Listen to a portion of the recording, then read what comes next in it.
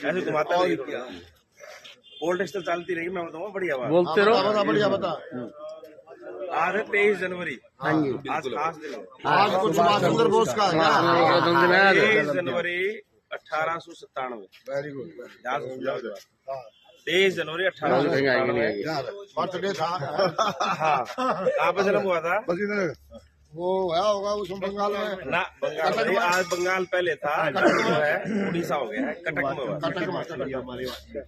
पिताजी जो है जानकीदास थे, जानकीदास और माता जी प्रभावती थी। 14 संतान हुई, 14 में से एक जो है सुभाष चंद्र बोस। तो कुल मिला के सबसे पहले कम एज में करीबन 21.5 साल का ICS बन गए थे। जो आजकल IAS होता है ना, पहले ICS होते थे, इंडियन सिविल सर्विसेज। तो उसके बाद मजा नहीं आया उसको, लंदन में गए, वहाँ पढ़ाई लिखाई करी बढ़िया तरीके से, ICS बना। फिर आगे देखा कि भाई जो है गुलाम है देश, इस देश के लिए कुछ करना चाहिए। तो अपने गुरु के पास गया, क्या करें, अब वह दिल्ली चला जाए गांधी जी के पास। उड़े तो बात मनस गए, आड़े सेवा करी 1.5 साल। सेवा करने के बाद समझ में नहीं आया कि हिसाब किताब, फिर वो अपने रास्ते पे चल पड़े, नए रास्ते। तो कुल मिला के जो है, जो 1925 से लेके 35-40 तक का जो दौर था, वो ऐसे ही गुजरता चला गया। फिर आया 1942। एक बार घुमा दे। 1942 में जो है, जो आजाद हिंद फौज थी ना, वो रास बिहारी तिवारी ने बनाई थी, उसको टेक ओवर कर लिया एक तरीके से, जैसे समाजी बोलते हैं ना, टेक ओवर कर लिया जैन के ग्रुप को, ऐसे जो है वो हेड बन गए।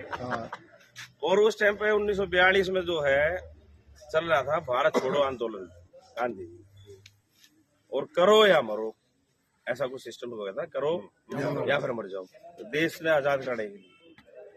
तो सुभाष चंद्र बोस ने नई राह सुनी, फिर सीधे कहाँ गए, हिटलर के पास, जर्मनी गए जब हिटलर के पास। तो हिटलर ने लड़ाई थी इसकी नाजीवाद की फलाने की, इसकी पूर्वी देश और पश्चिमी देशों की।